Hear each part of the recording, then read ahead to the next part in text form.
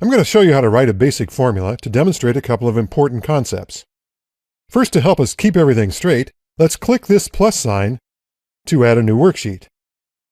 Then double-click the worksheet tabs and type names.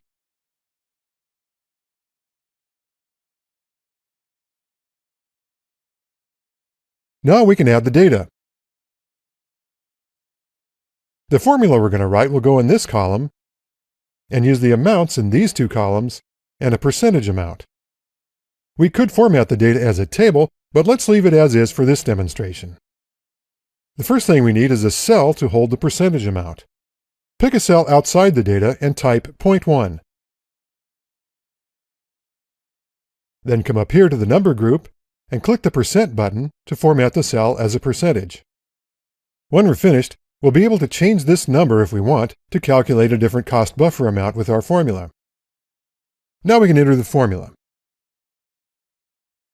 The formula adds the material and labor cells and then multiplies that amount by the buffer percentage cell. The asterisk is used to multiply. Press Enter to see what happens. Well, it's pretty obvious this amount is not 10% of the first two columns. And the reason it's not is because I didn't consider calculation order. This is the order in which Excel calculates the parts of a formula. You don't need to remember all the details, just keep in mind that multiplication and division are calculated before addition and subtraction. And in our formula, we wanted Excel to add the first cells, then multiply. To tell Excel to add first, we simply insert parentheses. Now instead of multiplying, then adding, Excel will add the first two numbers, then multiply. Now we can use autofill to add the formula to the other cells. But now we run into another problem. In the first cell, the formula gets its buffer percentage from D20. But in the next cell, the formula refers to D21. And since D21 is empty, the formula multiplies by 0 and returns a value of 0. But why did Excel change this cell reference to D21? Because when you use autofill or copy a formula, Excel uses relative references by default. Here's how that works. In the first cell, the formula refers to these cells in row 6 and D20. When you use autofill, Excel changes the cell reference based on location to row 7 and D21. In most cases, this is what you want.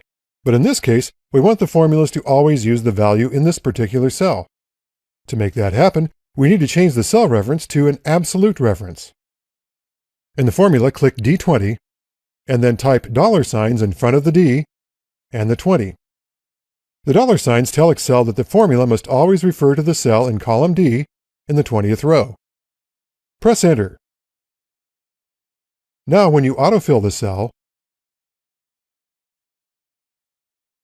all the formulas point to D20. And now we can change the percentage to calculate a different buffer amount. The last thing we'll do is add an estimated cost column that uses a function. With G6 selected, click AutoSum. Excel automatically assumes we want to add the three columns to the left.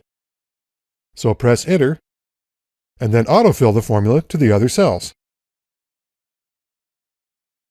In this course, you've learned the basics of creating your first Excel workbook. Where do you go next? Well, try exploring Excel 2013 on your own. For example, you can quickly create charts and use these buttons to add formatting. To dig even deeper into Excel features, tools, functions, and formulas, check out the links in the course summary.